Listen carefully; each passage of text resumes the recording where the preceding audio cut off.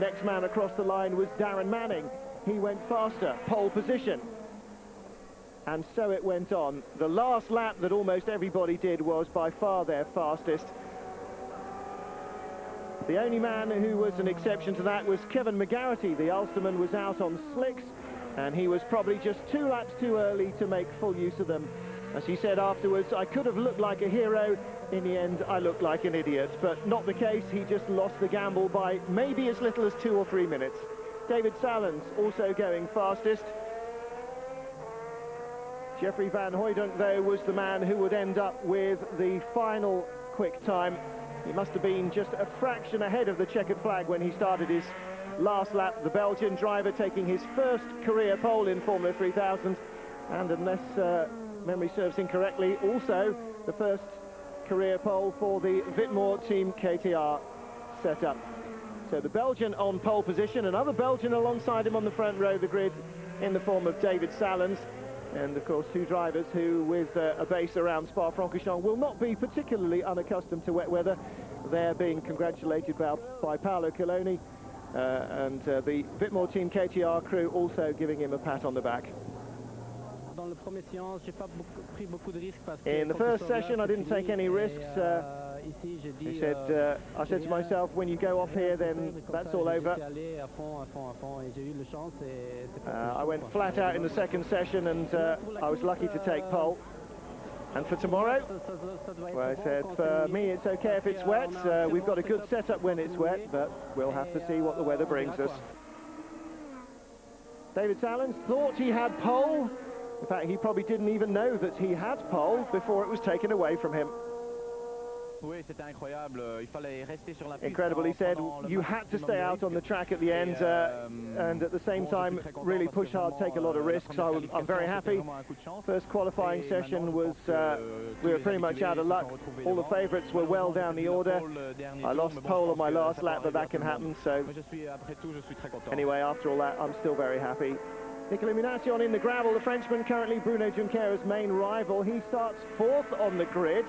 Australian Mark Webber, who's 3rd in points, will be 2nd on the grid, but the man who leads the championship is down in 20th place. Despite this formation supernova gravel trapping, Minassian still a happy man after a terrible first session. Yeah, it's better to be 4th now than 10th after the first qualifying, that's for sure, he says.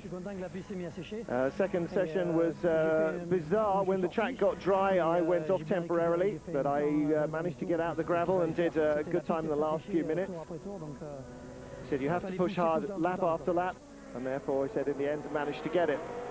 Thomas Scheckter doing better in the second qualifying session. The rookie in his first meeting starts 19th on the grid, and that is 1 place ahead of the current championship leader. So not making the race then after Geoffrey Van Hooijdonk takes pole. Fabrizio Golin, Christian Colby, Kevin McGarity, the only man to take slicks in the dying session, and Dino Morelli, who ran out of brakes at the end. But that is how they qualify. The top 10 containing some interesting names who you might expect to see up there and some who you might not.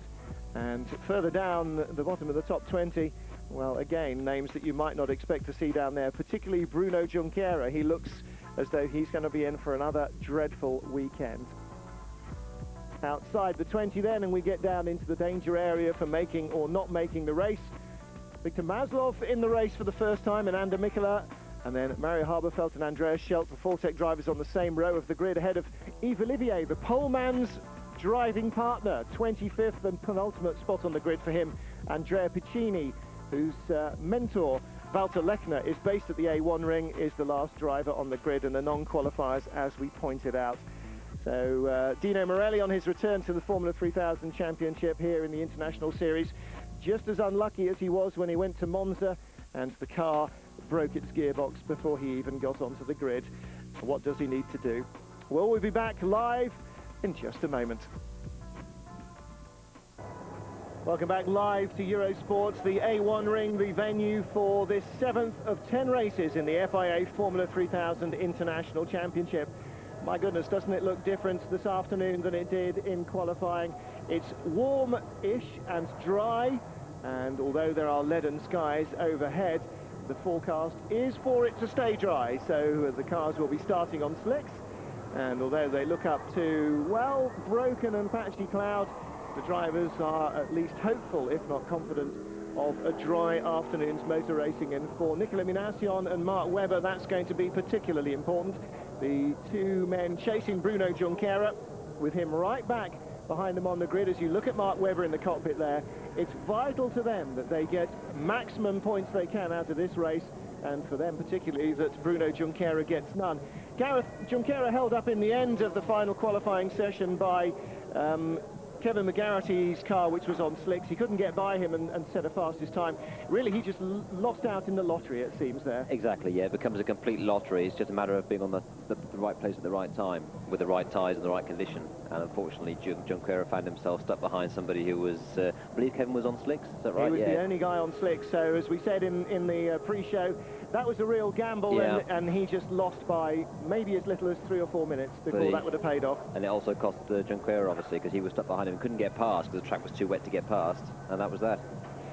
Well, there's Riccardo Maurizio there. You saw in the pits his car being worked on because he's got a fuel pressure problem. The fuel pump seems to have packed up, and the Marco RSM, the Red Bull Junior team, are fixing his car because, as you can see here, he came to a halt during the run around from the pit lane to the grid. So for him, effectively, the race is over. Even if they get the car running, he's going to have to start behind everybody else from the pit lane. And Gareth, there's 25 cars ahead of him to overtake, and he's really got very little chance at all. Zero chance. I mean, it's a hard track to overtake on the best of times, let alone when you're last place. So he's out of the car, and that team particularly seems to have been stricken with misfortune. If we think back to Barcelona, Enrique Bernoldi ran away with the race and should have won it, no question about it. Picked up a slow puncture. Both cars retired within a lap of each other, and they've done that on a couple of other occasions this year.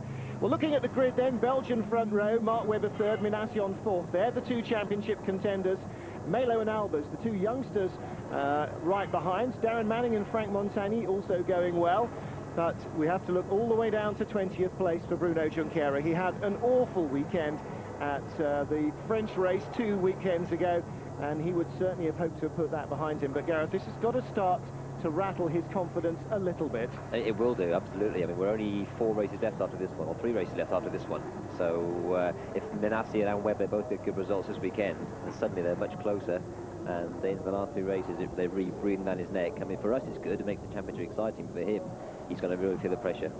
Well, the first corner here is going to be very, very difficult indeed for both Mark Webber and Nicolas Minassian. Webber's game plan is not to get punted off at the first turn. He said, if I can avoid that, then we'll be all right. There is Junqueira down in 20th place. Well, he didn't start half as bad as that in France, but he ended up about 20th place. Let's see, in France, he qualified 9th. And in the end finished in 13th, but that was just so far out of the points he may as well have been in 113th. Jeffrey Van Hooydonk, well, it'll be interesting to see how long he can hold on to this first ever pole position and convert that into a lead.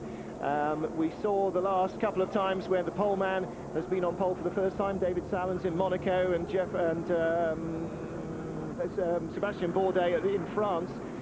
Both of them failed to get away well, and the inside line here, the two Supernova cars on the inside line have got a much better run up to this very tight, what's probably going to be just about manageable in second gear uphill right-hand first corner.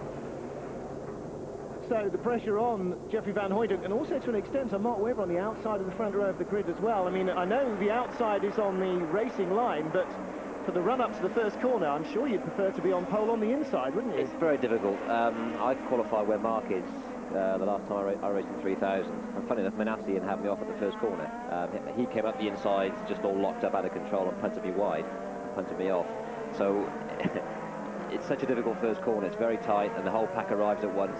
You really, it's luck of the draw whether the inside or the outside is the best. But personally speaking, online is generally better because there's more grip. If you're on the inside line like the Supernova cars are, there's generally a few marbles from the tyres and a bit of gravel and stuff like that. So you are better off being online if you can. So the drivers on the inside line of the circuit will have probably spent their runs out from the pits driving down that inside line to try and clear it up a little bit and maybe leave a bit of rubber there as you get away from your jump start or from your standing start away on this warm-up lap. But still, in the pits is the Red Bull Junior car, and it's getting to the stage where you see Riccardo Maurizio hasn't even got his helmet on, so I expect he will be heading back through the back of the garage any moment and not even thinking about making the grid. And that's a very big disappointment for the Brazilian, starting in 12th place, or should have been, and game over player one. Well, they're weaving to warm up the tyres. Now, Gareth, something in the surface here means that it's not abrasive, and that means you don't get any temperature in the tyres. That's going to make the first couple of corners very difficult as well, although there's a very long, fast run down to the second turn. Again, that's a second gear right-hander. You turn back more than 180, well, more than 90 degrees on yourself. So, yeah, again, going to be very slippery and skidding down the inside. That's right, yeah. I mean, the track is very low grip, and then, like you said, the first lap was always going to be, you know, everyone's on cold tyres. So first and second corners in particular, expect incidents. I mean, the second corner is a very tight corner. In qualifying, it's normally second gear. In the race, sometimes they gear it for first because you're carrying that much more fuel. The car is that much more heavy, and it's a tight sort of uphill hairpin. So they all arrive 160 miles an hour down to the first gear corner, and on fuel, you know, full fuel load, cold tyres, low grip track. Normally, somebody has a coming together. Well, we will remain with our fingers crossed and hope that there are no red flags in the first lap, but you always have to say, with 26 cars going for the same bit of tarmac on cold tyres on a low grip track, there is always the chance of that. Well, let's wait as Jeffrey Van Hooydonk lines them up. Round 7 of the International Formula 3000 Championship is about to get underway here at Spielberg in Austria, high in the Styrian Mountains. The Steiermark of Austria, famous for its winter ski resorts, and in the summer for hosting the Austrian Grand Prix. What once was perhaps the fastest, the most daunting of all Grand Prix racetracks, now modernised, for which reads slightly neutered into the A1 ring. A very tricky circuit. Low grip, high speed, very slow corners. The fastest corner on the track is only a fourth gear turn. And that means that these opening few laps in round 7 of 10 of this FIA Formula 3000 Championship are going to be a real gamble. On pole, Jeffrey Van Hooydonk. Alongside him, David Saelens, Mark Webber and Nicolas Minassian, the championship contenders next up. And they go. Oh, no. Well, that has got to be a full start from both drivers. They can't possibly allow that start to go ahead, because Van Hooydonk jumped and David Saelens was gone, long gone, before the red lights even went out. And the race does not start until the greens. The camera didn't stay there to see whether we saw greens, but I really think that we must see red lights, otherwise this is just going to be a complete catastrophe. David Saelens and Jeffrey Van Hooydonk certainly will not be allowed to stay in those positions. The most important thing now, though, Gareth, is for everybody behind not to get involved in trouble. It looks like he's stayed out of trouble so far, but I think we can take it as read that Mark Webber is now leading the race, because the front two will be called in for 10-second penalties, because they both jumped the start by a couple of hours there, I think. Well, not only did they jump the start, but as far as the camera showed, there was no start. Christijan Albers there being forced wide as Sébastien Bourdais went down the inside of him. Well, David Saelens, is it me or are they not quite up to racing speed? They are, no, they are pushing, so they are going quicker now. Mark Webber then third, Minassian fourth, and Darren Manning in fifth place, which should transpire as first, second and third, as Jeffrey Van Hooydonk now gets himself up a gear and makes a move to go past David Saelens. I think the two guys out front know that they have jumped the start by a country mile, and it really seemed to me that Saelens wasn't quite sure what he should be doing. No. I have to say, in that situation, it's self-control is the most important thing there. There is no written rule. It's almost got to the stage where he should have been there with his hand out to the cockpit saying, full start, I know it is, and let's slow the field down. Now again, he's ahead of they are letting the race continue. Minassian shoves Webber wide at the first corner for the second lap. And, well, nothing official up on the screens yet about a jump start penalty. This is Franck Montagny in the pits, the Dams driver. Mark Webber on the outside again of Nicolas Minassian, and Darren Manning's coming down inside him. Now, I'm sure Webber, like the others on the first couple of rows of the grid, very much in two minds as to what's going on. Montagny has made contact with somebody, and that was going down to the second corner of the Ramus curve.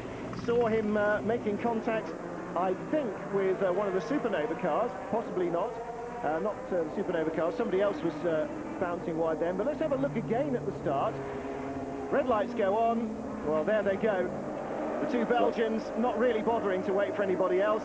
Van Hooijdonk expecting to see the orange lights come on to abort the start, didn't, and as David Saelens whooshed past him, decided, well, I better get on with this if I'm not going to be hit by everybody from behind.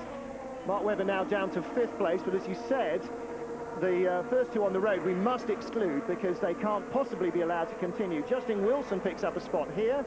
Now let's see... so in fact... All right, well, that's Thomas Schechter being spun out by Andreas Schelt, or spinning out and nearly being collected by Andreas Schelt. I thought we were going to see the silver car that I thought had made contact with Franck Montagny being one of the McLaren cars. In fact, it was probably Thomas Enge. Anyway, Enge Koto picks up a place there from Saelens, who's going backwards. I can't believe they haven't called them in for their I really can't believe that they haven't shown anything on the screen yet either. Saelens now taking the battle back to Koto. I don't think it requires an inquest, really, does it? There's no question. And Mark Webber going backwards because Sébastien, Bourdais, Darren Manning and Christijan Albers all ahead of him. Yeah, I think when Minassian went past him at the first corner, they had it coming together, and I think he might have sustained some front wing damage. I'm not sure, but there was certainly contact between the two.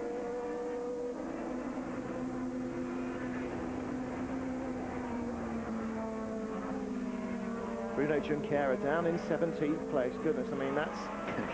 Give him some racing practice. Well, good news for him is that Mark Webber is already dropped out of the points, and the Aussie, who's 3rd in the championship, looks as though this is going to be a bit of a written-off weekend for him. But it's a shame for Mark, because he was in an excellent position with the front two, guaranteed to be coming in, I would have thought, in the next few laps. Mark stood to get a really good result this weekend, so that's frustrating for him.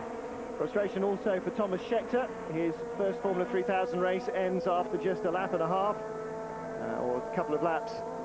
So he will now have to go back and concentrate on the British Formula 3 weekend, forthcoming next weekend. Still Saelens leading from Van Hooijdonk. And, well, they've managed to put graphics up on the screen saying what the positions are, that Christijan Albers has now got the fastest lap of the race. But they still haven't managed to put a graphic up on the screen saying that the top two have been penalised. And I really can't believe that. I mean, it doesn't even... There's a different angle. There's not even the remotest chance that they didn't jump the start. They were moving so long before the red lights went off. But what really surprises me is that the starter didn't declare it an invalid start right from the word go. It's a difficult situation there. You can't, once you've got the red lights on, I think it's hard to actually invalidate the start because it's too dangerous. People, you're on the hair trigger, they're ready to go. Well, they showed contact there from above. Well, there is the nose wing going astray from Franck Montagny's car, I would guess. Oops. And, oh dear, I was going to say the Fortec drivers have taken themselves off, but that's Andreas Schelt and Victor Maslov, who are always perennially struggling to get themselves onto the back of the grid. And how did this happen? Schelt collecting Saelens. And joining in. Yeah, Maslov going off. Well, not exactly in avoidance, more in sympathy, I think, there. So, 3 more cars out of the race and only 5 laps down. Well, David Saelens leading Jeffrey Van Hooijdonk, Nicolas Minassian, Darren Manning, Sébastien Bourdais, Mark Albers, Mark Webber now gone back another spot as well. Christijan Albers, rather, not Mark Albers. Christijan Albers in 6th place. Yellow flags are here. In fact, they're at the previous corner for the leaders. Justin Wilson has gone by Mark Webber as well. And Enge Koto lining up behind him. So Mark Webber feeling very confident after qualifying before this race and really looking for a good result for himself here. And it really seems, I'm afraid, that is not going to happen.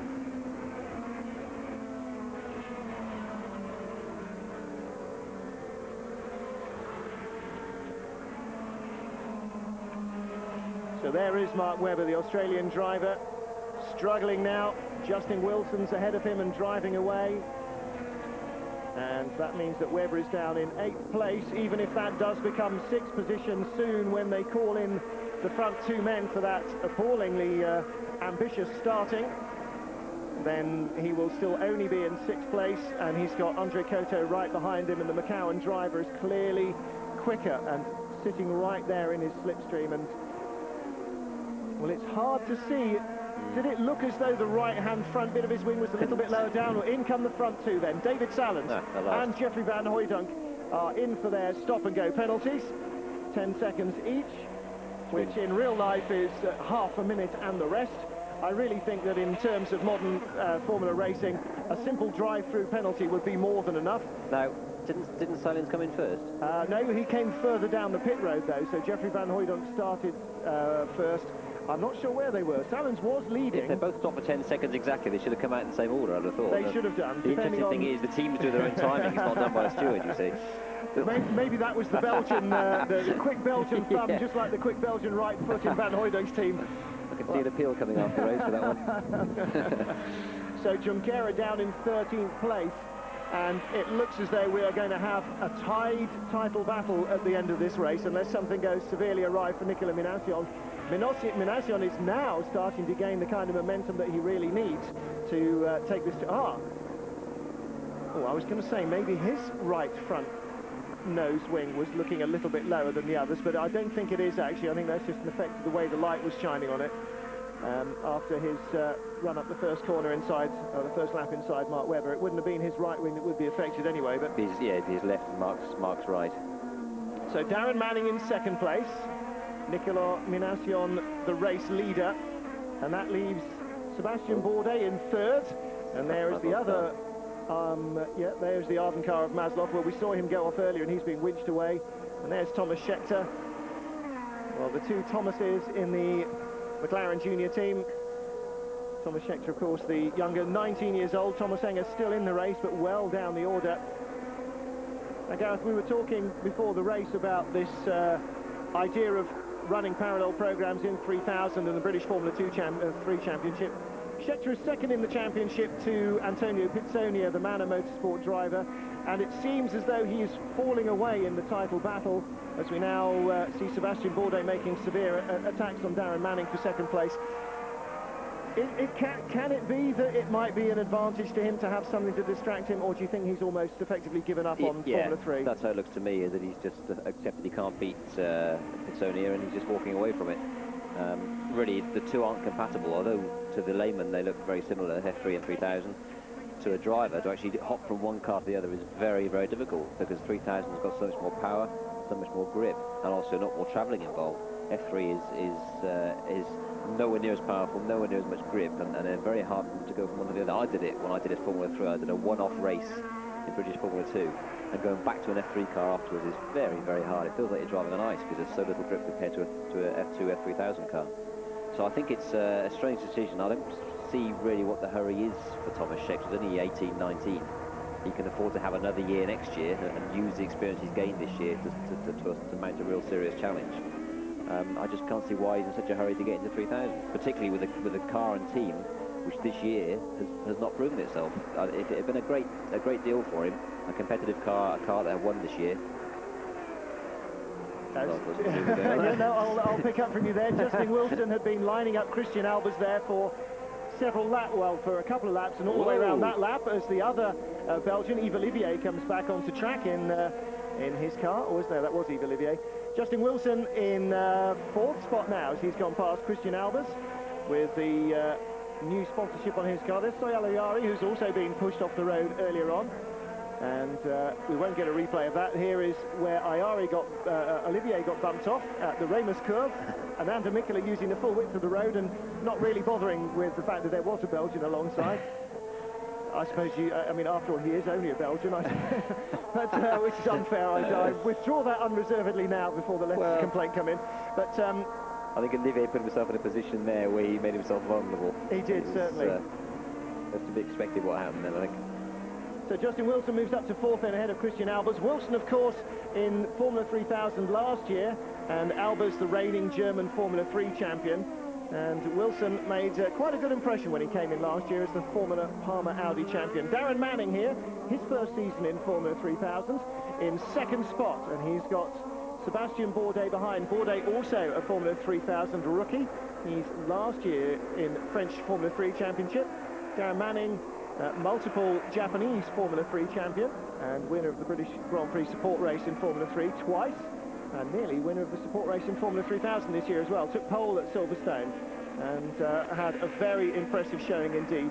Good little wet race tussle with Mark Webber that he eventually lost out in, but still finished in a fine second place.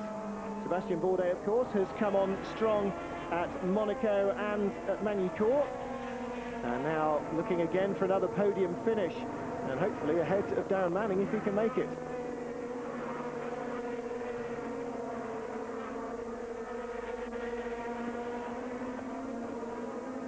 Nicolas Minassian leading from Darren Manning, Sébastien Bourdais. Justin Wilson's just gone past Christijan Albers in one Eurobet Arrows European racing machine. And I noticed that Mark Webber is now back up ahead of Enge Coto. So Webber's little slide down the order since the first lap has stabilised, and he's now worked his way back onto the tail of his teammate.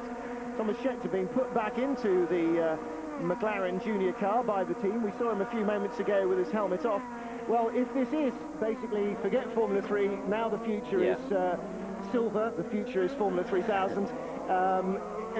Like Justin Wilson did in a number of races last year when he was really out of the running, come in, make some changes, get back out, learn the track, learn the car, get experience, and that's probably not a bad idea. Yeah, I mean, obviously a chance of getting any result is out of the question now. He's 3 or 4 laps down, but prior to this race he only had 1 test session, I think, and obviously that's not enough.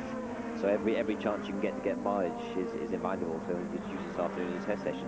Because I think I'm right in saying that all the official test sessions now for the championship are over. They are. So he hasn't got much chance to get proper mileage under his belt. So an afternoon just pounding round will do the world of good. Absolutely. And in addition, he will then know the circuit intimately when he comes to race here next year, whereas Pembrey won't really be on the calendar next year. Unlikely. So he's unlikely to get any benefit from running at any British circuit. So yes, I think that's a sensible move by the team to get Scheckter back into the car and keep him running and get as many laps as possible. Andrea Piccini there, the camera's picking up because of his involvement with Walter Peckner, one of the local racing luminaries at the A1 ring, and the 2 Kid Jensen Racing cars. Kid Jensen Racing, one of the teams that needs points this year. They haven't scored any so far, which is really a bit of a turnaround after their impressive performances last year. Kid Jensen Racing haven't scored any points. The WRT Raffinelli team haven't scored any points either, and they will desperately need some. And the reason that teams need to score points, if you're not familiar with it, is that there are 15 teams in the championship at the moment, and only the highest scoring dozen are guaranteed of a position in next year's series. The idea is that, like a football relegation league, the bottom 3 get dropped in favour of the top 3 teams from chosen national championships. Now, there is only one national championship at the moment, and that's in Italy, so I'm not quite sure how the rules work. They were anticipating there might be something like a British national championship and maybe even a German national championship, and so you'd pluck the best team from each of those, cherry-pick them out into the international series and drop the guys who didn't perform this year. Quite how it'll work next year, I'm not too sure, but certainly having points and being out of that problem is better than not. So there are teams now, and Kid Jensen and WRT Raffinelli team are among them, who desperately need to find some points to allay those fears. Well, Enge Coto still with Mark Webber, and Webber unable to make any moves on Christijan Albers. He has at least stabilised himself. Thomas Enge in 20th place. He must be just about the last running car now, I would think. And there goes Sébastien Bourdais. Well, he obviously made a move there at the Ramus curve to get ahead of Darren Manning, but there was another car there. It's Victor... No, it's not Victor Maslov. Justin Wilson. It's Justin Wilson, yes, has got ahead of Sébastien Bourdais, so we didn't see that one building up. Here it is. It is Sébastien Bourdais having a run on Darren Manning up to the Ramus curve. Manning really giving him no room at all. He said, OK, you're on the outside. Like we said earlier, you put yourself in a vulnerable position whenever you go around the outside, and Bourdais there gets a wheel on the grass and a wheel on the white line, and Justin Wilson goes, thank you. He could see that coming, couldn't he? Yeah. Darren Manning, a fair move? I'd have done it. Harsh but fair. Doesn't mean it's fair, but I would have done it, yeah. Well, I have to say, he didn't have a weave over at him. No. And he certainly didn't hit him. No, it's just a gentle squeeze, isn't it? Yeah. It's, like I said, you make yourself vulnerable. You expect to sometimes pay the consequences. Outside line is always the risk, and behind, somebody spins behind Mark Webber, and that'll be Enge Coto. No, it's Webber and Coto. Oh dear, and that is at the A1 corner. In fact, it's Christijan Albers. So Christijan Albers under pressure from Andre Koto. Koto off in the gravel. Albers stalled on the blind exit to the final corner, and that's a quick turn, the quickest turn in the circuit. Fourth gear as they come out to the what was formerly the fabulously daunting rings curve into the A1 ring turn. Well, Koto's car in a dangerous position, even more dangerous there, and hidden by the pit wall as they drop into the downhill right-hander is Christijan Albers' car. So they will be very, very hurriedly waving yellow flags there. Darren Manning now behind Justin Wilson, so Wilson in second place. Justin Wilson, well, the guys from Coca-Cola must be loving this one. Webber was on the curbs on the outside there, and he held onto it, but Albers goes a long way off. Oh, he nearly held it though, didn't he? Nearly. Shades though of the qualifying accident in at Barcelona. Oh yeah. Where Mario Haberfeld lost it at the final corner, spun backwards across the track and was stationary actually on the racing line. Albers just couldn't hold it there, and good thinking by Baz Linders to miss him there, and Andrea Piccini comes around and goes the other way. Well, they've... Albers has abandoned ship at a bloody fast time, I think, from that position. All right, he's nothing like on the racing line, but still, safety car has to come out because they've got to get a vehicle across the track to pick him up. Most four-wheel drive trucks aren't the quickest things, are they? No, not very forgiving either if you hit one, so best to bring the safety car out, I think. So now, time to gather our thoughts and draw a breath. We're going to take a quick break while the safety car is out, because it's got to be out for another lap. Nicolas Minassian leads, but Justin Wilson, who seems to be about the quickest man on the track, is now right under his gearbox. This could be a great restart for Justin Wilson. Join us for more live from the A1 ring when we come back after this short word from our sponsors. Back live at the A1 ring. No, they're not starting again. What we're showing you while the safety car is out is a replay of the start where the two Belgian drivers had a little bit of a Clay Regazzoni moment between them and decided they'd start while the rest of the field was still selecting first gear and building up the revs. Well, they paid the penalty for that, a 10-second stop and go for Jeffrey Van Hooydonk, the pole position man, and for the man who led him into the first corner. Jeffrey Van Hooydonk, the pole position man, and David Saelens, the man who led him into the first corner, both losing ground as a result of that. Safety car still out, incidentally, as they push Christijan Albers' car the full length of the pit straight uphill to get it round the end of the pit wall. That's a long push for three marshals, poor blokes. They're going to be absolutely beat by the time they get there. Well, Mark Webber got through safely there in third place, didn't he, in the beginning of the race, but very soon after, he really lost ground. Webber on the right-hand side of the screen. Away go the Belgians. Lights still on there, you notice. Now they go off. Everybody else decides they'll start. Well, here they are, behind the safety car. Green flags, though. So now Nicolas Minassian leads from Justin Wilson. Wilson's worked his way up from wherever he was in qualifying, which was 11th, to now be second place. All right, we've lost two cars from the front row of the grid, but that's still great racing from Justin Wilson, and he's overtaken everybody ahead of him. He has not taken any of those positions other than the two leaders being pinged. And now look at him go. He really has got a great drive here. Good setup, and he's got a long run now to try and get Nicolas Minassian by the next corner. Didn't get him there, but Wilson is really looking aggressive here. Well, on the outside line, as they drop around the first right-hander.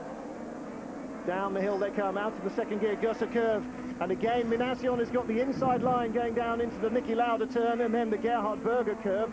But Justin Wilson is either going to run up his gearbox or go past him within half a lap. Darren Manning right there as well. He's got him rattled, I think. All over him. Well, Minassian clearly a little bit tentative about pushing on tyres that will have lost some of their temperature. Justin Wilson needs to make his move this lap, though, doesn't he, before Minassian gets settled and Wilson gets frustrated behind him. Yeah, the sooner you can do it, the better. Well, out to the final turn they come, and that's where the cars are being cleared away from to sort it all out. And now he's in that aerodynamic problem hole behind Nicolas Minassian, where he's close enough but not quite close enough, if you follow me. Luckily, not too many of the corners here are fast. Sébastien Bourdais being passed there by Jamie Malo. Bourdais off on the dirt, and so Baz Linders go by. So does Andrea Piccini. And somebody coming up behind Piccini, that's Mario Haberfeld, goes inside Andrea Piccini. Justin Wilson still behind Minassian. Minassian, wow, Justin Wilson gets so deep inside him there. Very good on the brakes, Wilson. Well, if Wilson can keep that up without killing his tyres, as we saw Bruno Junqueira there, I'm sure, working his way up the order. 7th, I think. Which is pretty impressive. Not bad at all. 1, 2, 3, 4 here together. 8. And then 5, 6, 7, 8 he is, yeah, from 20th on the grid. Battles further back, and Sébastien Bourdais now being pushed out left, right and centre. The number 8 machine, the yellow car there, that's Mark Goossens, goes by him. And let's have a look here at what happens. Well, he was on the outside, and Jamie Malo got very sideways in his attempts to get by, and he managed to do so. I guess Sébastien Bourdais there, lucky to hold on to it. Through went Harberfeld. Further back, there is Ayari still in the race and still holding people up. That's Ananda Mikkola getting shoved out that time. There is Mario Harberfeld. His second race back. His first time back in the 3000 cars was in the test here at the end of June. 3-day test, and he considered after that he would be fit enough to race at Magny-Cours after that major qualifying accident that he had at Barcelona, where he was T-boned very hard indeed in the side of the car, and big cuts in his thigh muscles. Luckily no breakages, so he's able to continue his season. So Justin Wilson now is being held at bay by Nicolas Minassian, and that's a disappointment really, because I'm sure he would like to have made some inroads there. Third place Darren Manning, fourth place Mark Webber, and this is better news for Webber. Bad news for Webber though is that only 2 places from a point is Bruno Junqueira, and still at least 30 laps of the race to go. So Junqueira really looking as though what could have been a dreadful write-off weekend for him might not be so. He's making a much better fist of this poor qualifying than he did of what was actually, in contrast, a much better poor qualifying effort in Magny-Cours. And it does look from the sky and the overall look of the pictures here, as you can see the shadows on the cars, the temperature clearly rising, and it looks actually as though the weather's getting better rather than worse in the afternoon, which was the case yesterday. So we might well be set for a good, long, dry race, and that will be great news for all the drivers. I'm sure nobody wants to be gambling with tyres right now, except for maybe Bruno Junqueira. The trouble with this place is that it has its own microclimate. It's right up in the mountains, and the weather can change just like that. It's an incredible place, and it's even worse than Spa for the speed the weather changes. So whilst it looks nice at the moment, don't be fooled. The other thing here is because it is an amphitheatric bowl ringed by mountains, you can't see what's behind the next peak until suddenly it's on top of you, and by that time it is raining. That's right. So yes, the water arrives almost before you see the cloud that it came from. Well, 30 laps to go now then, so we're at, well, I was going to say 1/3 distance, 3/5 distance, which is slightly more accurate. And Nicolas Minassian has contained the threat that was Justin Wilson. And now Minassian will be settled down a little bit more. Those first couple of laps away from the safety car, though, were very fraught moments indeed for him, I think. Yes. Yeah, I'm surprised Justin wasn't able to get by. He was obviously quicker, but Minassian did a good job to hold him back. Well, Justin now is going to have to think about doing something, dropping back a little bit maybe, and having a good run at him and trying to, again, catch him on the run as he did away from the standing start. His best hope, Minassian's, is that Junqueira stays bottled up for the moment behind Andrea Piccini.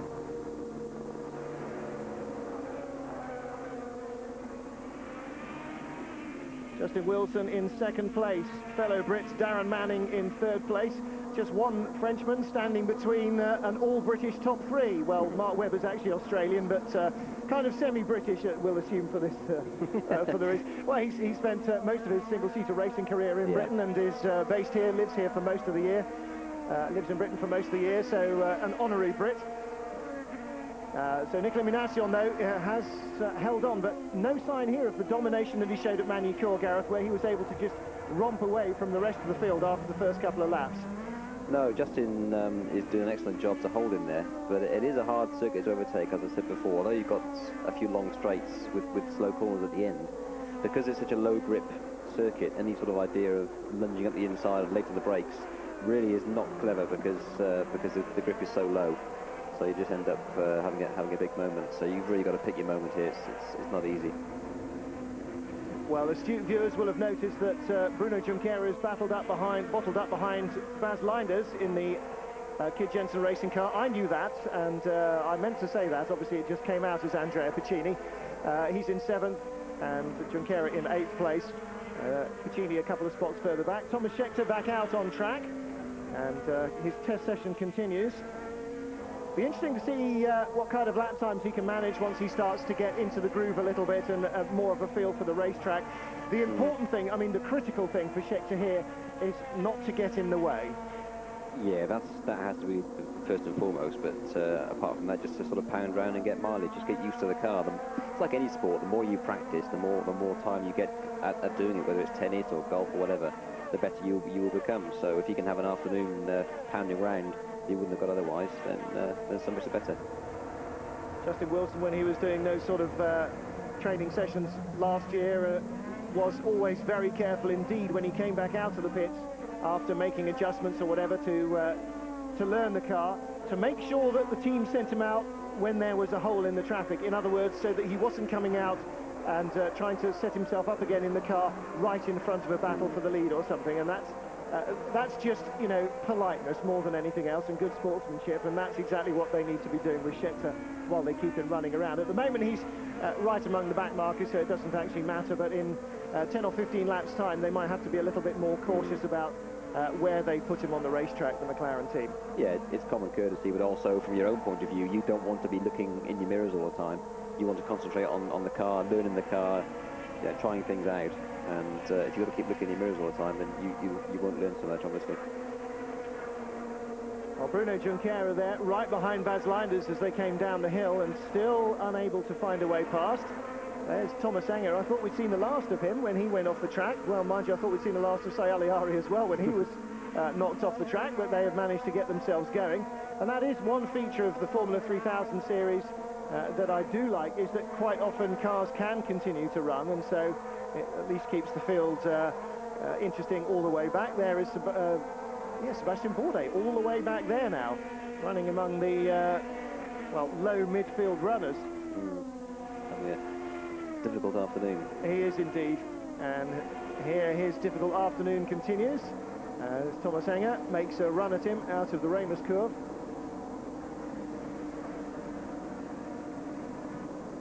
So, still out front then, Nicolas Minassian, and we're starting to approach the mid-race distance. The Frenchman still looking to be in command of this. He's survived a confusing start, a slightly bumping and boring first lap, and a restart from the safety car. And so far, nothing seems to have rattled him over much. Justin Wilson now is firmly stuck in that second place. Yeah, I think only because he can't get by, as simple as that. He looks quicker to me. I mean, he sat as close as he can be, really. You couldn't get any closer without sliding off in the slipstream. So he's as close as he can be, but he just can't get past because of the nature of the circuit. So, for my money, he's quicker, Wilson. He is probably the quickest car out there. Nobody else seems to be gaining on the lead 3 or 4 cars, which means that Minassian's front-running pace is pretty much quicker than anything else or anybody else is able to do. But as you say, the ability in the first couple of laps that Wilson had to just close right up behind him shows that if he could force a way by in some way, then I think he would drive away. And yeah. I mean, I think if you're leading the race, obviously you can afford to set the pace of the race, but you want to keep the guy behind at a comfortable arm's length. And I would say Minassian can't be comfortable with Wilson being as close. Not too bad there, but it has been in the last few laps much closer than that even. A third of a second at the line, that's where he can make a foolish lunge at any time or any place, isn't it? And that is the danger. Minassian now with his championship leading rival Bruno Junqueira just 1 place away from a point. Junqueira has now got past Bas Leinders, and Leinders has got Mario Haberfeld and teammate Andrea Piccini. Leinders' teammate Andrea Piccini closing up on him. So finally Junqueira has found a way through there, and that was coming on the run from the Remus curve, wasn't it? Down towards, no, from the Gossa curve. Or is it? No, it's from Remus down towards Gossa, from the second gear corner down to the other second gear corner. Yes, it was. So got through on the inside, and that's exactly what Justin Wilson needs to be finding a chance to do. So, copybook stuff from Bruno Junqueira. And let's see now how quickly Junqueira can catch the battle between his teammate Jamie Melo and Fernando Alonso, and off goes Piccini. And right in the middle of the road, keeps the engine alive. Very well held eventually, but 3 abreast into the first turn at the A1 ring. Would you be the man on the inside? Not my choice. Not me either. I would have thought that was a very, very ambitious move indeed. I think it started all right until the guy he was trying to pass passed somebody else, and then it was all going wrong. And Thomas Enge's just made contact with him, and Enge's lost his nose wing, so it's now an official test weekend for the McLaren team. Because lock the rear wheels up under braking and under hard braking. But that goes back to what I said before. There's so little grip, even online. If you go offline up someone's inside like that and brake late, there's minimal grip. And that's what happened there. He locked his rears up and that back end broke away. So in fact, the foreshortening effect, Harbourfeld was nowhere near inside Baz Leinders, but he just came over on Andrea Piccini. He's a car width off the racing line on the inside is Harbourfeld. Defending, as is his right. And Piccini, well, you just can't get it slowed down. No. People don't understand that, really, do they? When you're in a road car and suddenly a gap closes, you're normally not braking so much on the limit that you can't slow down. In a racing car, you can't stop any quicker than you've committed yourself to. There is nothing left, otherwise you're not driving a racing car. Exactly. I mean, you're either hard acceleration or hard braking. It's as simple as that. So there's no way once you can't just decide suddenly to brake even harder than you were because there is nothing left. The simple fact in a racing car, and particularly at this level, is if you brake a foot later, you stop a foot later. Exactly, yeah. And there is no other way around it. And if the foot later means that you're a foot into somebody else's car, then there you go. That's exactly where it is. That's what happened there.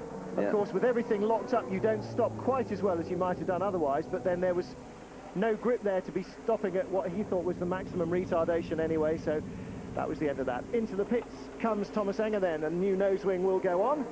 And David Brown will once more wants to think of a way of explaining the weekends to McLaren team boss Ron Dennis. And I don't envy him that task at all.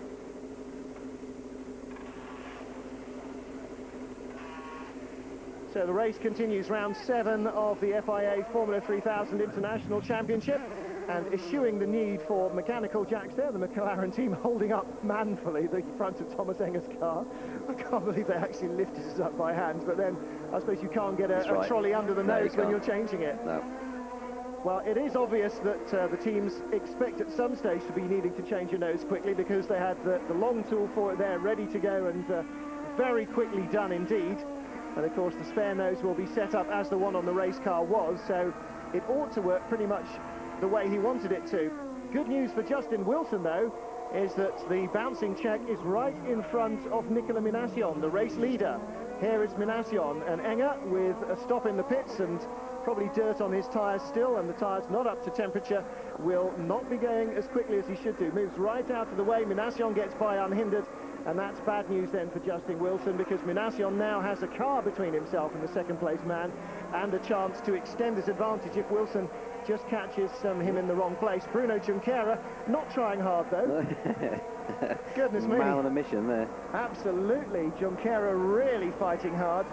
Nice little slow-mo wobbly replay of Minassian using all the curbing, but yeah, Bruno Junqueira pushing very hard indeed. He can sense a chance to recoup some lost ground and hold an uncontested championship lead at the end of this race, and he's going to give it everything, isn't he? I think Minassian must have overheard me saying he was slower than Wilson, because he pulled away in the last 3-4 laps by a good margin.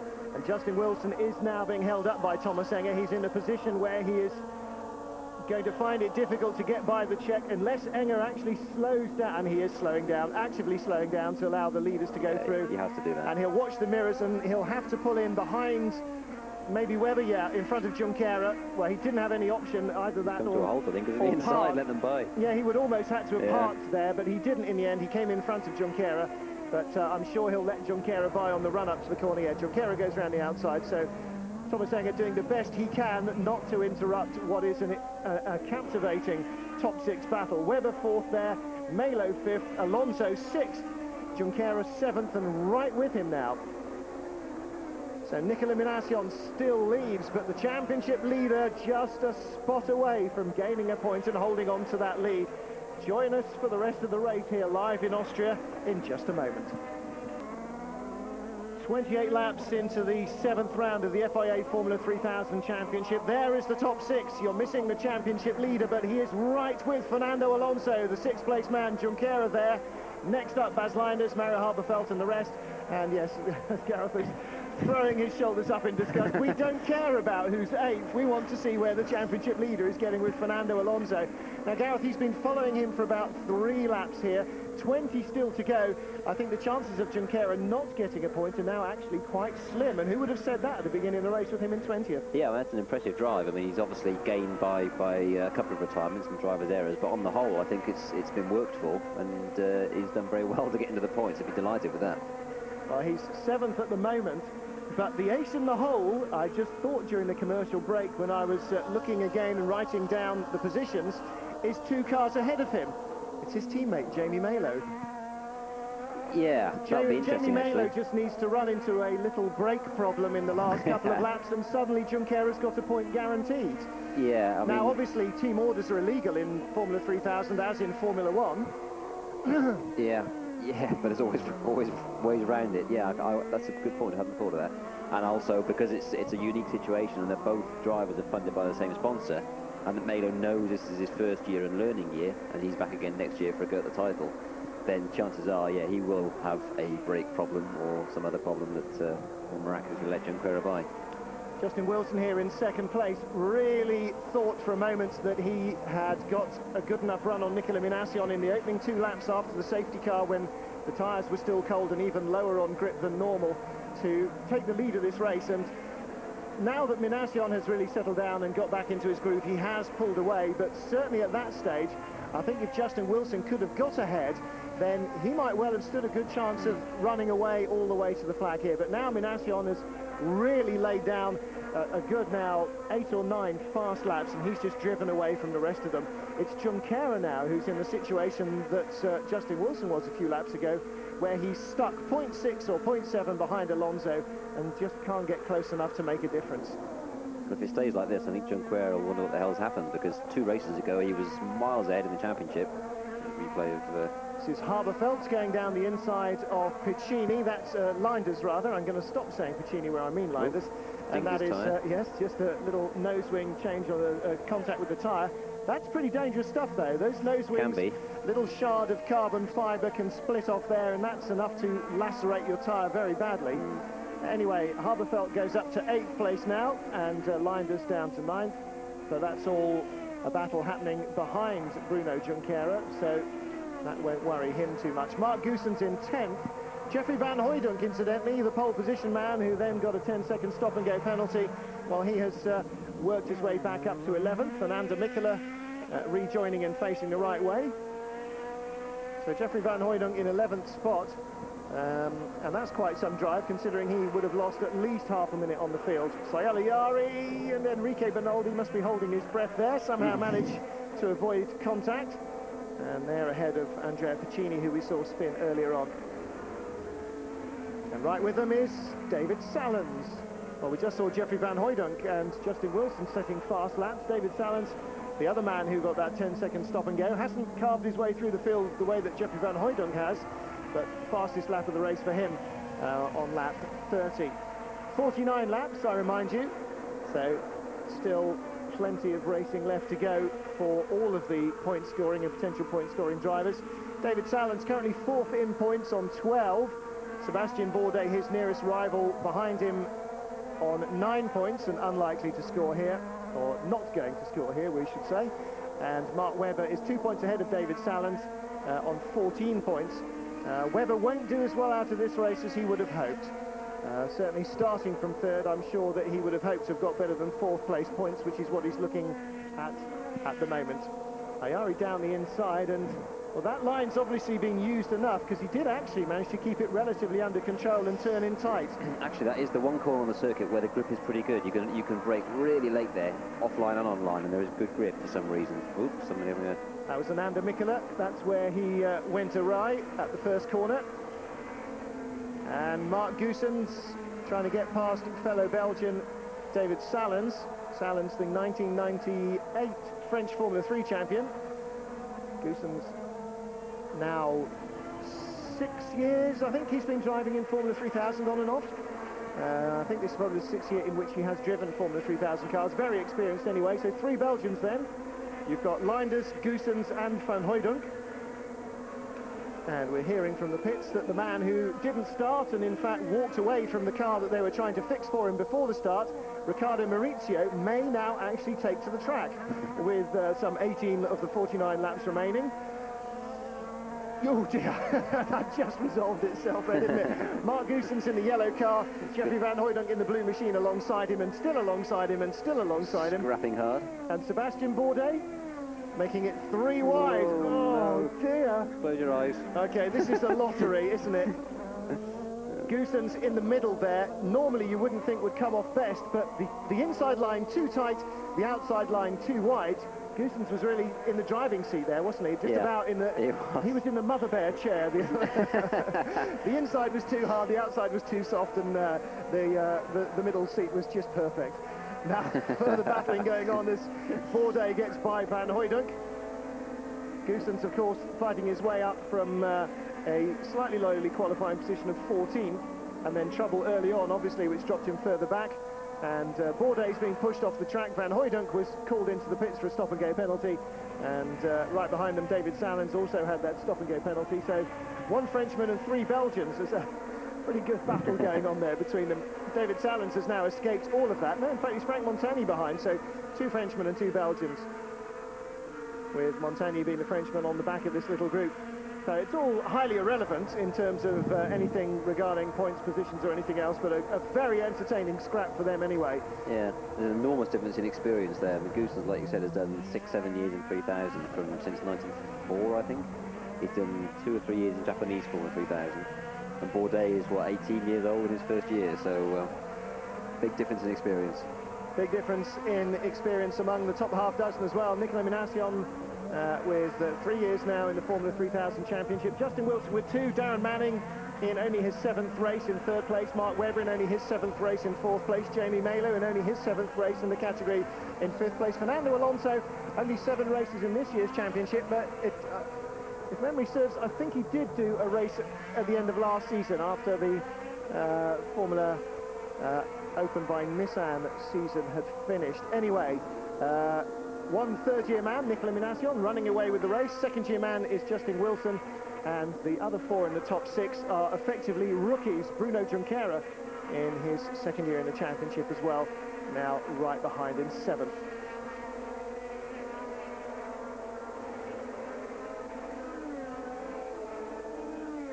Tomas Enge, fastest lap of the race. Well, he's got no axe to grind and nothing to prove to anybody but himself. He's well off the leaders. He's a lap behind at least. He's been lapped by the top 7. 14 laps still to go. Mara Harberfeld and Bas Linders all on their own now. Little battling brewing up again between Goossens and the rest of them as we watch David Saelens' teammate Nicolas Minassian there, the race leader. He is definitely pulling further and further away from Wilson and Manning. And for Mark Webber, well, still watching the mirrors. Jamie Malo not quite far away enough to be safe and not quite close enough to be too much of a threat, but it looks as though Malo is getting a little bit closer to Webber. Junqueira has certainly dropped off of Alonso now as well. Just noticing Enge's behind Junqueira.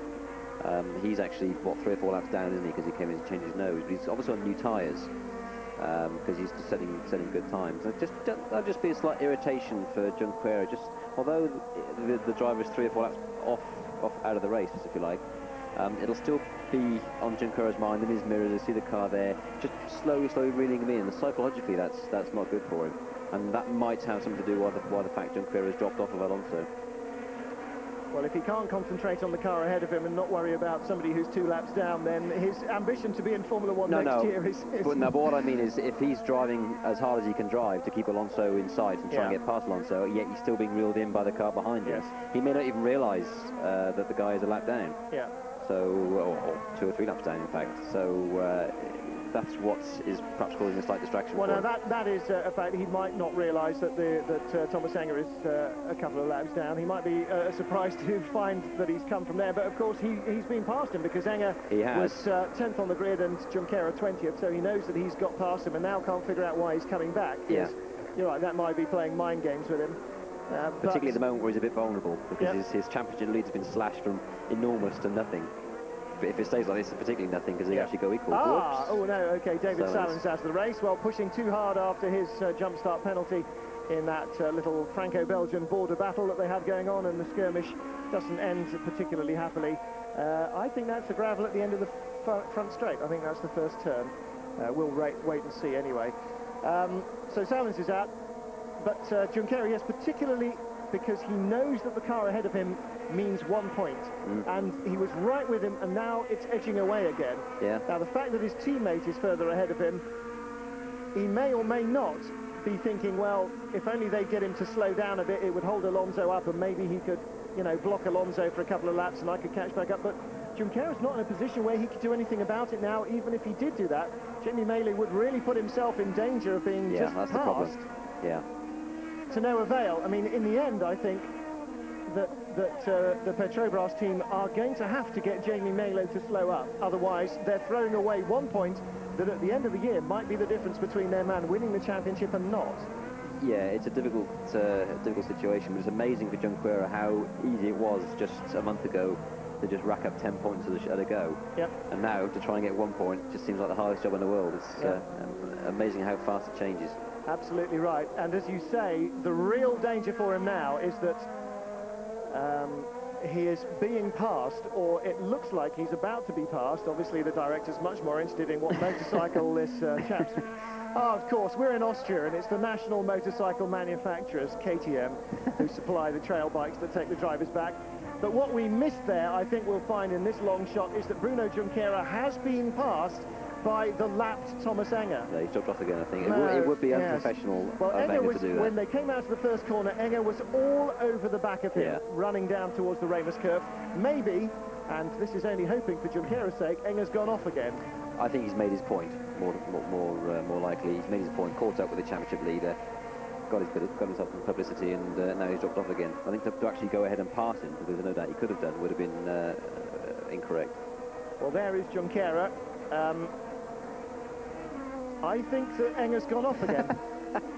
Enge is not within sight, either ahead or arrears of Junqueira there, and he was right with him at this stage, more with him than Fernando Alonso is with Jamie Mealy, and Mealy desperately seeking the inside line to keep that one alive. Yes, Enge, I think, had a moment, because he's our Austrian director 5 or 6 seconds behind. Possibly. So I think he did try and pass Junqueira, and I think Junqueira probably shut the door very firmly on him, and I'm Quite not rightly. even... Yes, exactly. I'm not even slightly surprised. Now, Junqueira must be taking solace from the fact that Mealy is fighting a determined rearguard action against Alonso, because what it does mean, of course, is that Alonso is being slowed down by the fact that Mealy is all over the road in front of him, blocking him everywhere, and that means that Alonso can't take the ideal line. So we should see, if this can continue for a couple of laps, that Bruno will catch up again with the Spaniard ahead of him. Yeah, it'll be interesting to see how Petrobras play this, how David Sears plays this, because both drivers have pit to car radio, so that they'll be in touch with the... Whoops! It's easy to run wide on that corner. Yeah, both drivers will be in touch on the radio with the team, but whether Mealy suddenly suffers from radio failure, because he'll want to score points. Of course he will. Of course he will. I think what the ideal situation would be is that he slows down just a fraction, a couple of tenths, and enough to hold up Alonso and allow Junqueira to get close. Yeah. And then do a classic Eddie Irvine where he really blocks him heavily, and Junqueira comes steaming up the inside, and hey presto, both Petrobras cars still in the points. You see, now there's Enge again on his own, pushing hard, locking up wheels, and almost coming off there at Ramus. I really do think that he probably found himself run out of road by Junqueira when he tried to get by. Yeah, I'd like to have seen that. Yeah, it would be interesting to find out what was behind that. I'm sure Junqueira won't have too many good words to say about him at the end of the race, though. Ricardo Maurizio showing that there is no springing at all in a modern single-seater car. Whatever suspension movement you normally have, particularly when you get up into Formula One, almost inevitably comes from the nitrogen that inflates the tyres. Well, 10 laps, less than 10 laps to go now. 9 laps to go at the end of this one for Nicolas Minassian, the race leader. We're looking here at the squabbles down the field. Seems to be the French and Belgians who are really setting to in this group, isn't it?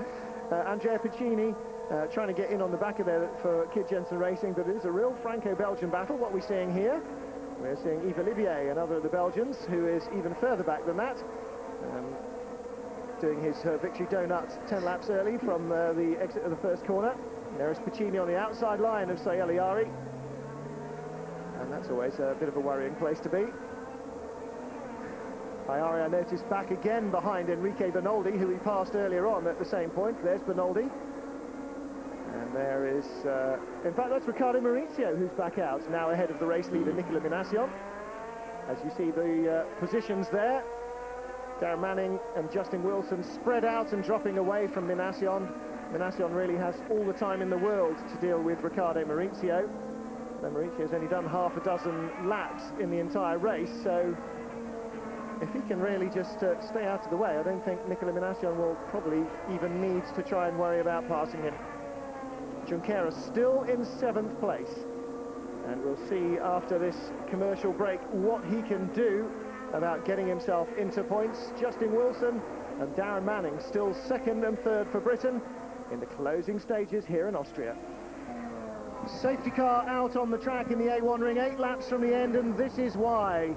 Andrea Piccini and Saelens swapping places and ends as Piccini got down the inside of the Frenchman, and they are both stuck in the gravel.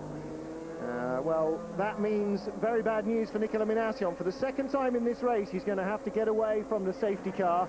The good news is he'll only have half a dozen laps to survive at the end of it, probably, as we see a replay here of Ananda Mikkola, who had just spun at the previous corner, spinning as he tries to get past Yves Olivier, who himself has had a few gyrations.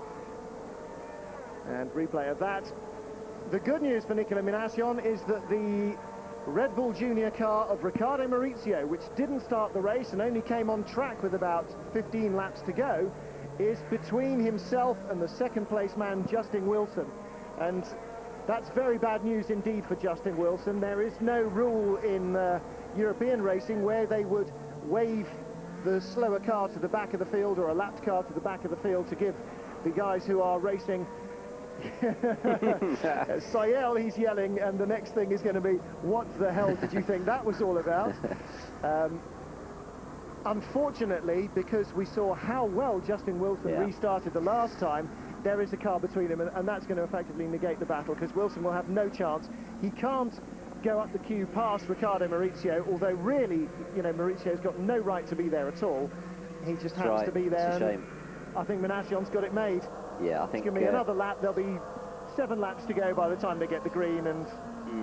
Yeah, I mean, Justin was really impressive, sort of the first 2 laps after the last safety car period, and after that it settled down and Minassian pulled away again a little bit, and by the time Justin gets past Maurizio and catches up Minassian, those 2 laps will be gone and that'll be it. So I think we've been robbed of a potential thrilling climax, unfortunately. I think maybe the thrill might come further down. Just further down. Look how back from Jamie Malo Fernando Alonso has dropped. Alonso in 6th position, the last point scorer, right ahead of the championship leader.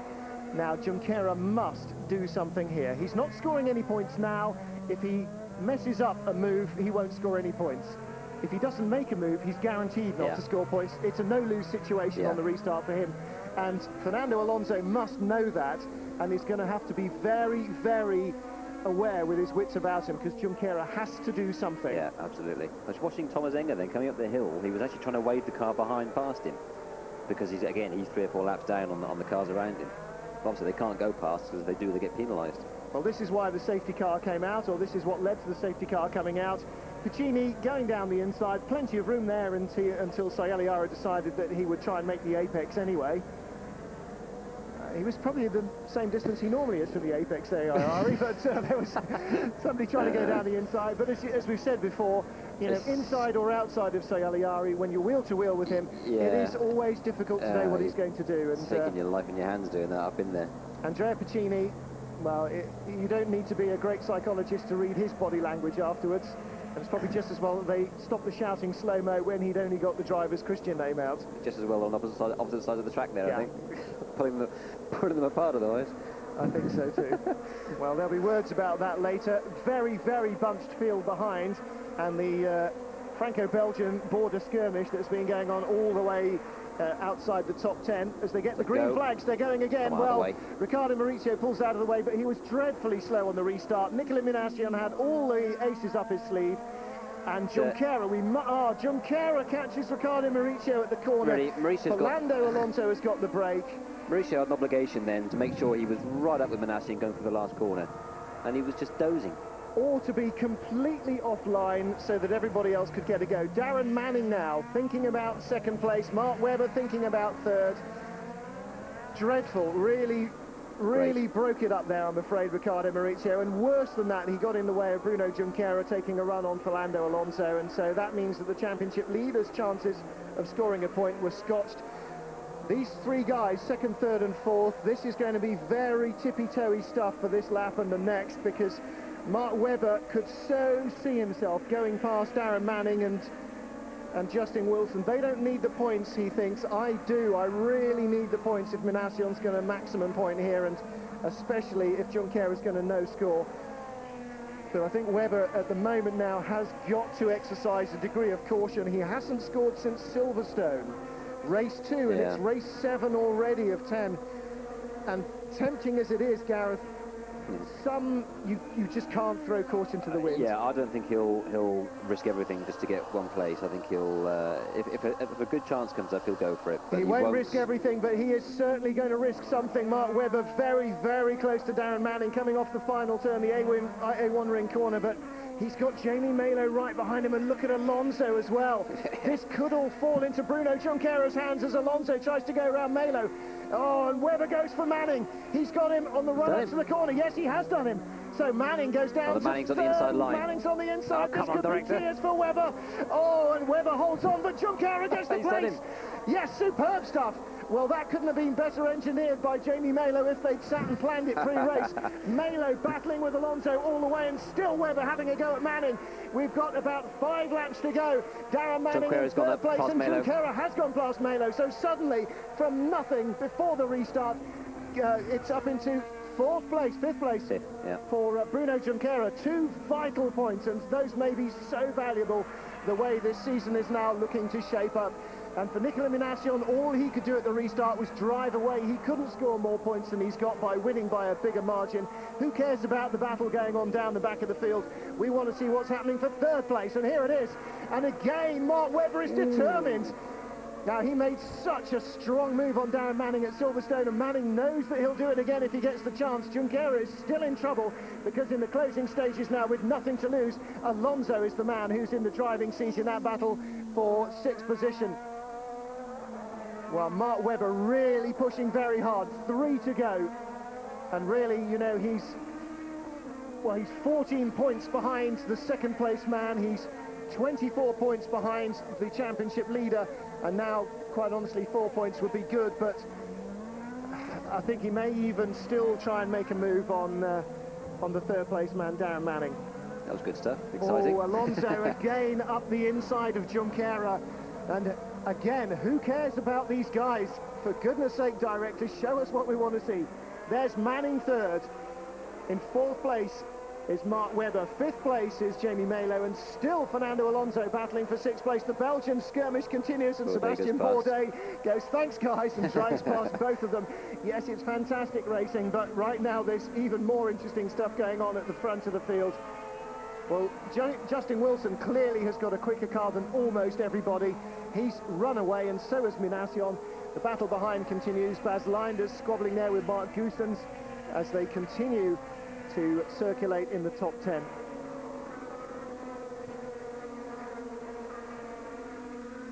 Closing stages of the 7th race of the FIA Formula 3000 Championship, really bringing us to the edge of our seats. Gareth, it really couldn't have worked better for Bruno Junqueira. Without too much of a scrabble for himself, he's got himself with a point-scoring chance now. 1 point for him, and he's somehow managed to get past Fernando Alonso, as Alonso was trying to get past Jamie Malo.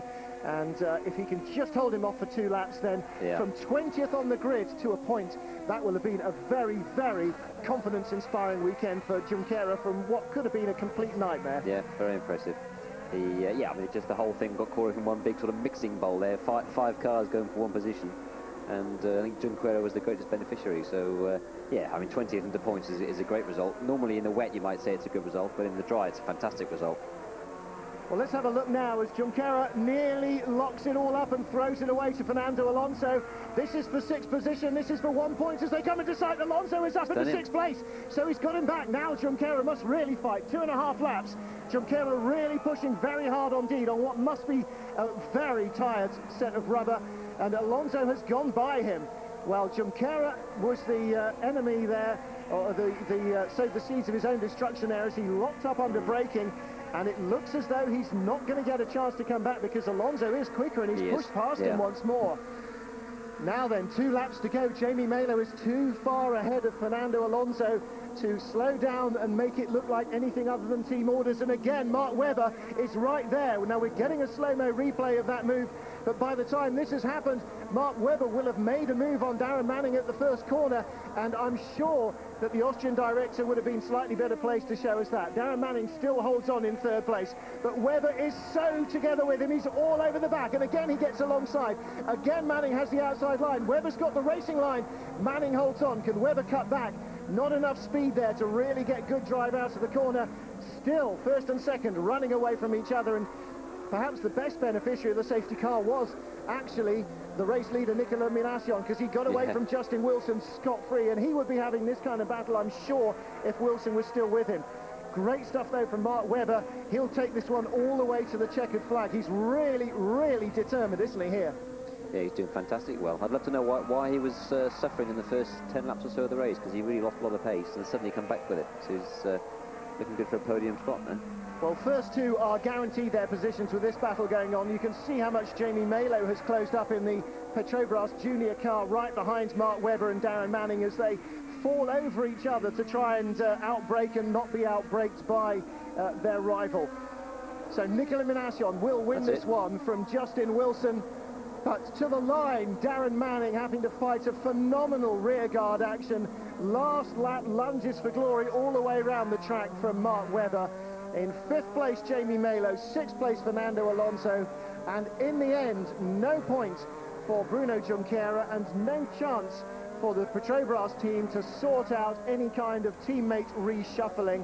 And that's maybe going to be very, very important when we get to the end of the race at Spa-Francorchamps in 3 races' time. So maximum score for Minassian, David Sears. You can see him there in the D2 Supernova colours. He is the architect of this success with Nicolas Minassian. So Minassian now moves up into the joint championship lead. A great race from the Frenchman, did absolutely everything he needed to do. Just held on by the skin of his teeth at the first restart from a very, very impressive Justin Wilson, and managed to somehow contrive to get away from the 2nd restart with Riccardo Maurizio between him and the rest of the field. All in all, though, a very worthy winner here in Austria.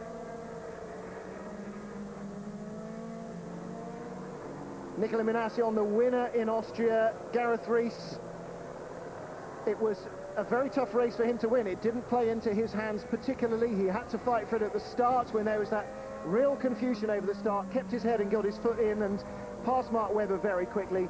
And Justin Wilson was so all over the back of him at the first safety car restart.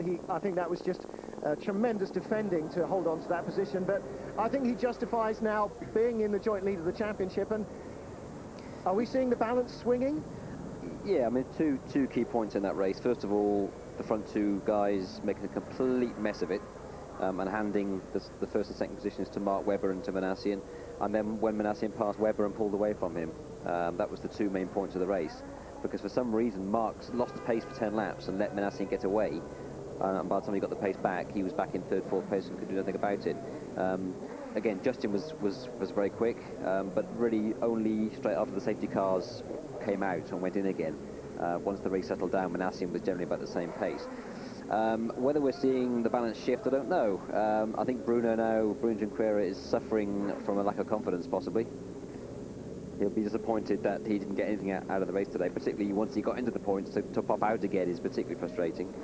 And I think if he doesn't win this title this year, it'll be the fact he's lost it rather than Minassian's won it. Well, they are now tied, as you saw there, on 38 points apiece. 2 races ago at the end of the first half of the season, as they left Monaco, Junqueira scored his hat-trick of wins. He had a 2 full race maximum score advantage over the rest of the field, and it looked as though Minassian and Webber would battle for second and runner-up spot, but now it's very different indeed. So Nicolas Minassian, the winner. Great race too from Justin Wilson, and Darren Manning second and third places. And Mark Webber moves on to 17 points in third place still, with fourth in the race. Well, for the second race in succession, Nicolas Minassian looking a very, very happy man indeed. At Magny-Cours in France, at his home circuit, he did a superb job to win there. And now again, the second in a row. Darren Manning there, ahead of him, offers his congratulations. And the giraffe of the paddock. Look at that. Justin Wilson is not standing on a box there. In fact, Darren Manning is standing on the weighing scales, and he's still a foot shorter than Justin Wilson. I was saying yesterday in qualifying, how does Justin Wilson ever get in a single-seater car? Mark Webber there as well, offers his congratulations, and look how sweaty Webber is. He really worked hard in those closing stages. And it was, I think, a very good race too from Fernando Alonso. Really pushed hard and really got himself in. When he got himself into contention, Alonso just was not even remotely impressed by Bruno Junqueira and forced a mistake back out of the Brazilian, who in the end stays out of the points. So a really one of the most interesting races we've seen all year. I think it's been perhaps aided by that mixed up weather in qualifying, unsettling the grid and shuffling things around. I think if Junqueira had been on pole position, we might have seen, or even in the front couple of rows of the grid, a very, very different situation. And Junqueira's team really did believe that he was good enough for fourth or fifth on the grid if he hadn't been held up in the last lap or two of qualifying behind Kevin McGarrity's slick-shod car. But them's the brakes, and as we said earlier on, when Junqueira won in a rain-soaked Nürburgring, despite spinning off twice and avoiding major collisions, luck has to go with you if you're going to win these races. Sheer brilliance is not enough, and Junqueira at the moment seems not to quite have the run of the luck that he had earlier in the season. Minassian is certainly combining ability with good fortune at the moment, and that gives us at least a much more competitive championship with 3 races to go. In 2 weeks' time they'll be at Hockenheim, where of course Junqueira won his first race last year by beating Max Wilson. In 2 weeks after that at the Hungaroring, where probably I think we're guaranteed our only dry race of the remaining 3, because in 2 weekends after that, at the end of August, we'll be at Spa-Francorchamps. And both Hockenheim, well, with the summer we're having here in Europe, and Spa with the weather they normally have, could well be a bit of a wet race lottery. And so, well, the top 2 certainly well clear of Mark Webber in third, leading the chasing pack on points here, Gareth, but I think this championship is far from over. Yeah, it's absorbing now. I mean, the fact that we've got 2 drivers on exactly the same points going into the final 3 races is very interesting. Like you said, Spa and Hockenheim are notorious for having variable weather, so that throws another alternative into it as well, so it should be interesting. Justin Wilson there comes up in the middle of the podium and is still the tallest guy. There he is on the second step. As we listen to the French national anthem for the winner of the race, Nicolas Minassian.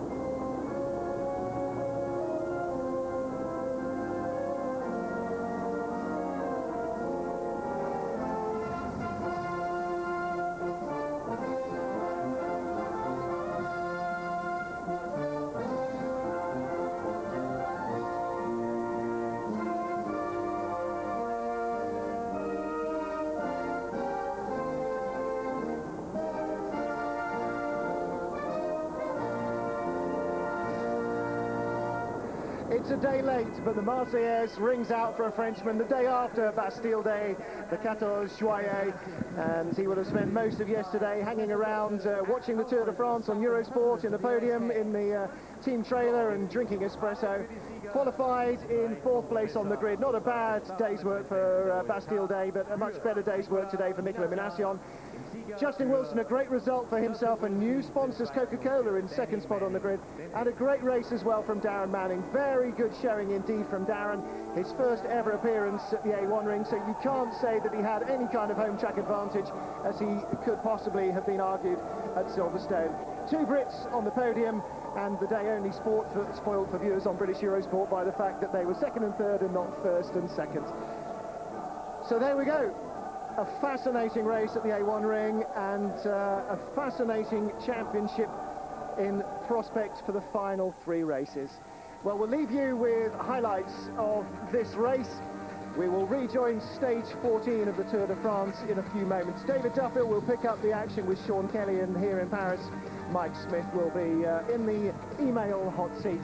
Well, again, thank you very much indeed, Gareth Rees, for your expert analysis here in the commentary box. I hope you have enjoyed the race as much as I have. It was a great one, wasn't it? Absolutely. Looking forward to Hockenheim. Looking forward to it indeed. Join us in a fortnight's time. We'll be on air again at 2:30 on Saturday, live from Hockenheim, 1:30 on British Eurosport. And don't forget, of course, qualifying as well on the Friday. From then, from all of us here at Eurosport, from Gareth Rees and from myself, Martin Haven, it's goodbye for now. Bye-bye.